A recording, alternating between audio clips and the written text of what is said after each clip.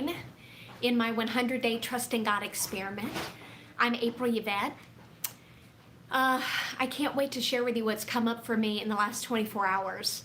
I've been spending about 2 hours every day just seeking the Lord in prayer and worship and reading scripture and just seeking Him to help me to navigate a major shift in my personal life, in my relationships, and even in my career. I've been a business owner for 13 years, and it feels like I'm going through a whole life makeover.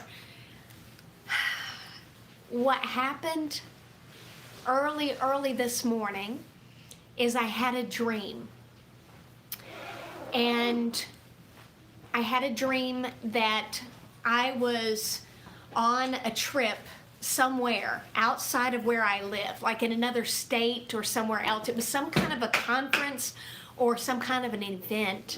There were many women that were there, and I was in some kind of a small conference room and sitting with probably about 5 other women.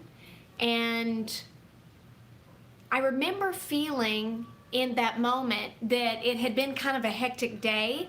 Like there was a lot of lines that you had to wait in to like get tickets, or lines to wait in for this event that we were all participating in, and it felt stressful, a little bit stressful. So we were just relaxing in this conference room.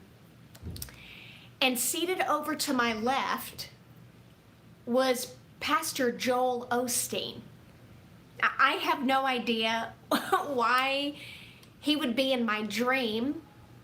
Well, I do know now because the Lord revealed it to me. I'll get to that in a minute. But he was sitting over to my left, and I was sharing and saying, gosh, it's been a little bit of a stressful day, and we've been waiting for this and that, and I'm just looking forward to what's next. And all of a sudden, very gently, Pastor Osteen, Joel Osteen, got up out of his chair and he walked over to me. Everybody else was still seated and kind of talking amongst themselves. And he comes over and he puts his hand on my left shoulder. He's standing kind of behind me, beside me, and he puts his hand on my left shoulder and he begins praying for me. He's praying it's quietly, but I can hear him. And then he shares, he said, I'm sensing something. And he shared with me what he was sensing.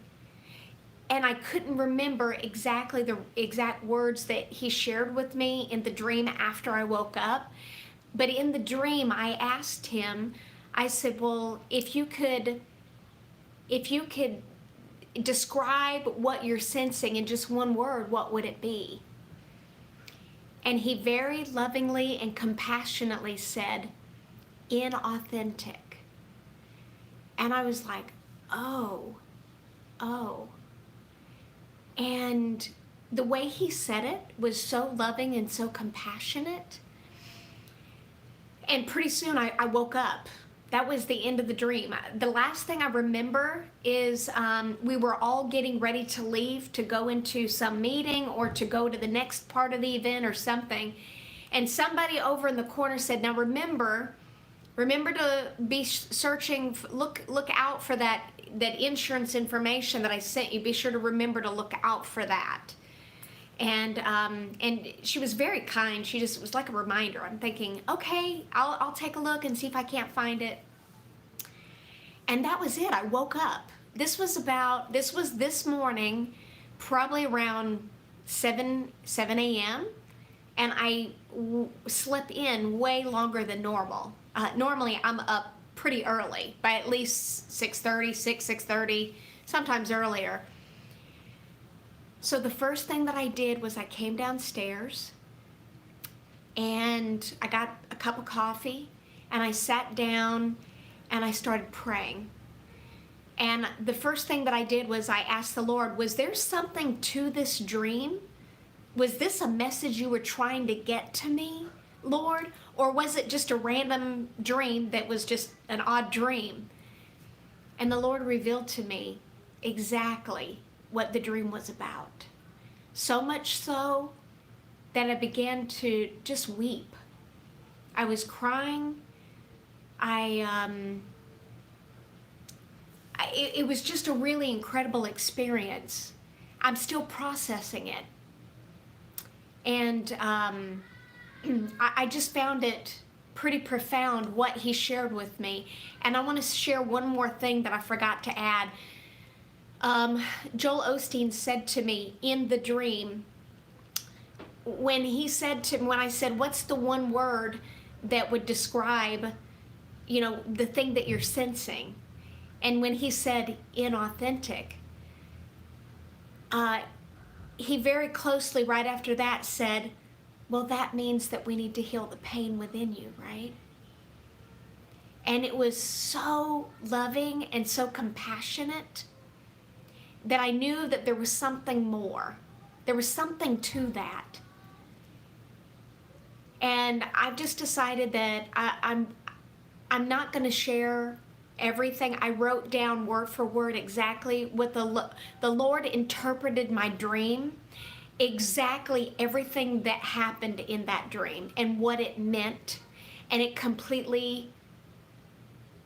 blew me away. And I feel like I want to wait and share that part probably tomorrow morning. I'm going to share the whole details of exactly what he shared. I feel like I'm still processing what he shared. And the reason why I'm hesitant for sharing now is two reasons. One, I've been out all day long with my family. I spent the entire day just hanging out and enjoying time with my family. And so we just got home, actually. We just stepped in from that. So it's been all day, and we had a good time. But the second thing is because the Lord revealed to me that I've been wearing a mask, and that the only way for me to heal this, and he shared with me very specific things that I needed to heal internally. He said the only way to heal it is with transparency. So that's what I'm still processing, because I'm feeling led to fully reveal the thing that I've been most afraid to reveal or to share most. And that's the only way to completely remove the mask, according to what the Lord shared with me. So I'm going to be revealing that tomorrow in episode 60, day 60 of this 100-day Trusting God experiment. So if you're watching this, the replay, please go back and take a look at day 60, where I'm going to share everything that he revealed to me, because I believe that this could impact your life as well, or somebody that you know.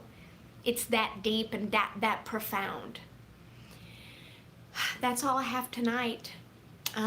Be sure to look for day 60, and I'll be sharing the Lord's interpretation of my dream and exactly what he meant by removing the mask. I'm going to be very transparent for the first time around a few things, and I'll see you soon. Bye.